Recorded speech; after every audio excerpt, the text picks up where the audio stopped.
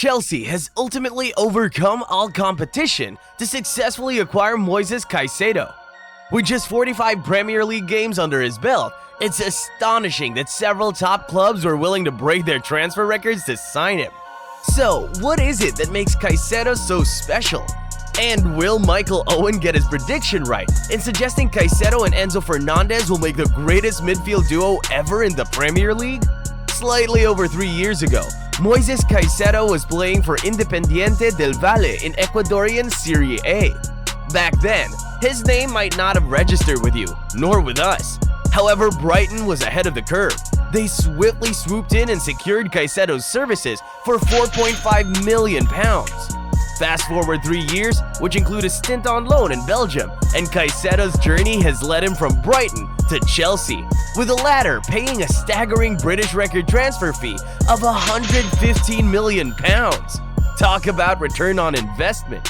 This move puts on an end to a lengthy transfer saga that spanned months. Chelsea's manager, Mauricio Pochettino, made it clear that Caicedo was his top target for the summer, even though Brighton initially turned down the club's initial bids. However, Chelsea was not the only club vying for Caicedo's signature.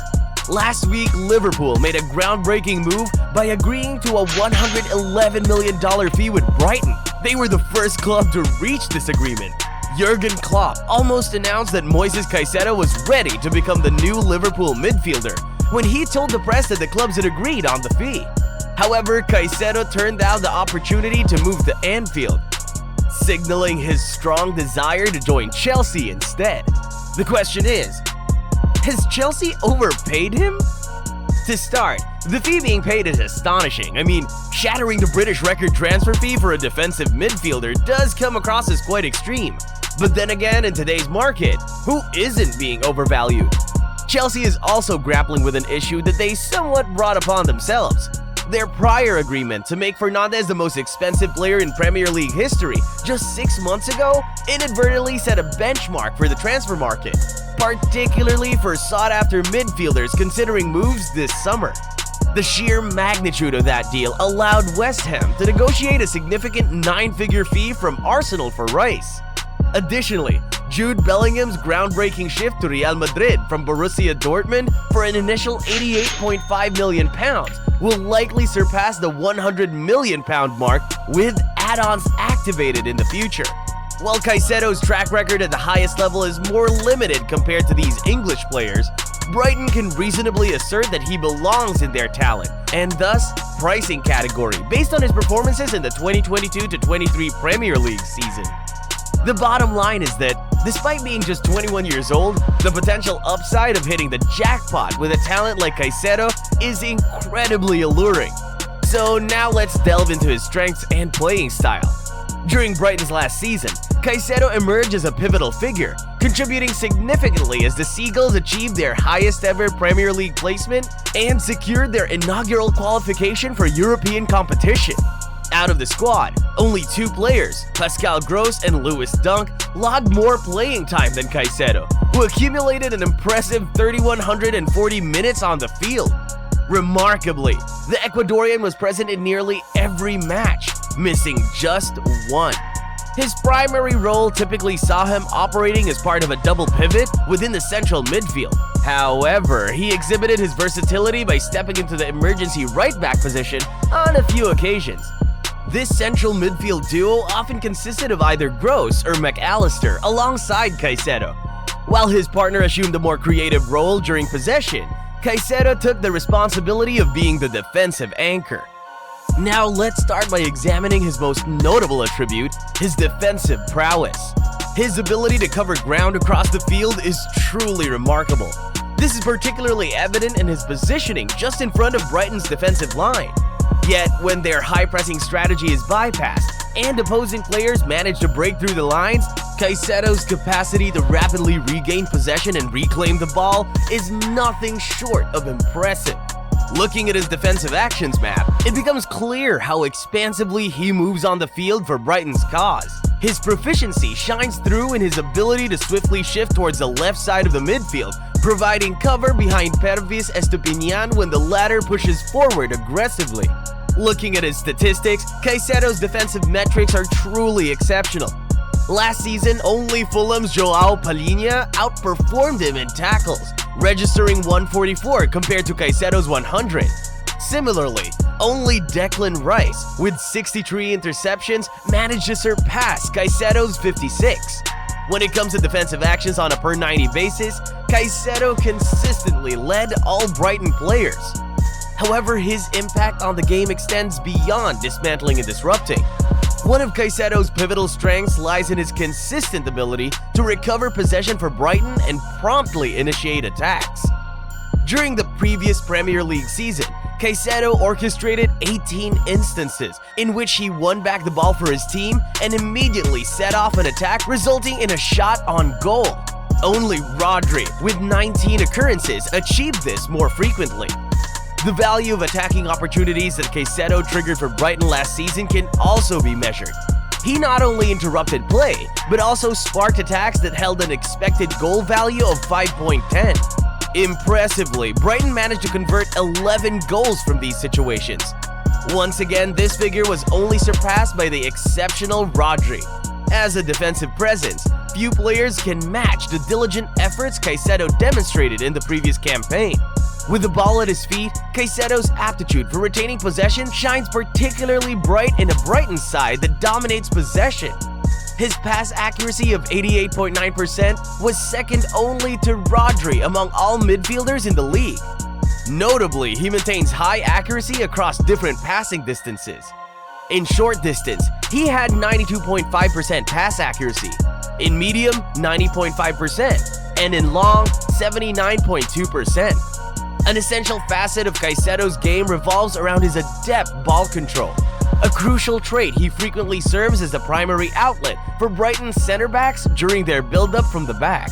Pivots who receive the ball directly from central defenders often face intense pressure, and Caicedo's situation was no exception last season. He found himself under direct pressure approximately 23.5 times per game, more frequently than any other Brighton player. His ability to maintain close control and operate effectively in tight spaces is vital. Caicedo consistently displayed comfort under pressure throughout the previous season. He exhibited a willingness to receive passes from Brighton's defenders even when surrounded by opponents, often positioning himself strategically between attacking players to receive penetrating passes. When facing opponent pressure, his passing accuracy of 86% was second only to Rodri and Enzo Fernandez. Caicedo plays a crucial role in Brighton's progression through the thirds, frequently contributing to the build-up leading to their shots. He played a role in 185 of Brighton's movements that culminated in a shot last season, with the majority, 118, involving him in the build-up phase. Only the Spanish midfielder from Manchester City, with 132, was more aggressively engaged in build-up passing moves that resulted in a shot, underscoring Caicedo's significance as a conduit for advancing the ball up the field. Although he registered just 1 goal and 1 assist in the 2022-23 season, Caicedo's impactful dynamism and tireless energy make him a potent box-to-box midfielder, capable of seamlessly traversing the pitch. His creative abilities on the fringes of the attacking box might be somewhat underappreciated, as evidenced by his 41 chances created, the 4th highest among all Brighton players last term. When factoring in his secondary chances created, the pass that precedes the decisive pass, his cumulative count of 76 is second only to Gross. With N'Golo Kante's departure for Saudi Arabia, it's no surprise that Chelsea were after him. He represents an ideal replacement for Kante, known for his elite ball-winning abilities and boundless energy. Pairing Caicedo with Fernandes in Chelsea's midfield is poised to present a formidable proposition. So let's delve into how Caicedo will integrate into Chelsea's setup and how his partnership with Fernandes might shape up. In certain regards, their playing styles exhibit notable similarities. Both Caicedo and Fernandes are refined midfielders with strong technical abilities, capable of commanding possession. Furthermore, they've showcased their effectiveness in more advanced positions during their football experiences in South America. In the graphic provided, you can see a significant overlap in their primary areas of influence on possession in the previous Premier League season. Caicedo is represented by the yellow number 25, while Fernandes is represented by the blue number 5. While they frequently operated in similar zones for their respective teams, Fernandes and Caicedo's qualities actually complement each other rather than clash. This graphic compares the two players using data from Smarter Scout, which assigns ratings from 0 to 99 based on how often a player executes a specific stylistic action or how effective they are at it compared to others in their position. As evident, Caicedo excels at maintaining possession, partially because he doesn't emphasize pushing the ball forward like Fernandes. He also stands out as a significantly impactful defensive presence, whereas Fernandes shines in generating value for his team in the attacking third through his passing, along with carrying a notable shooting threat himself. Due to Fernandes' defensive limitations, he might not be ideally suited for the deepest midfield role in the Premier League at this stage of his career.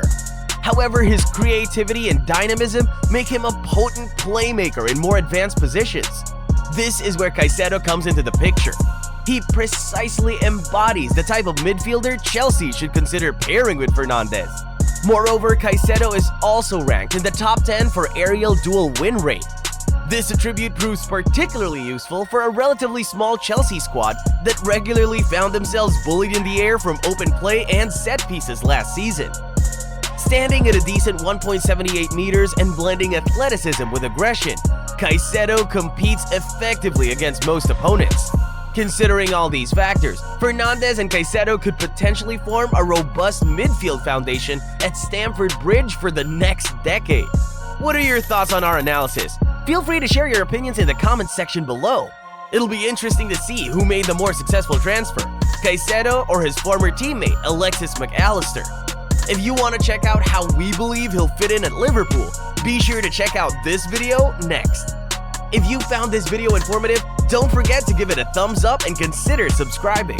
We truly appreciate your support.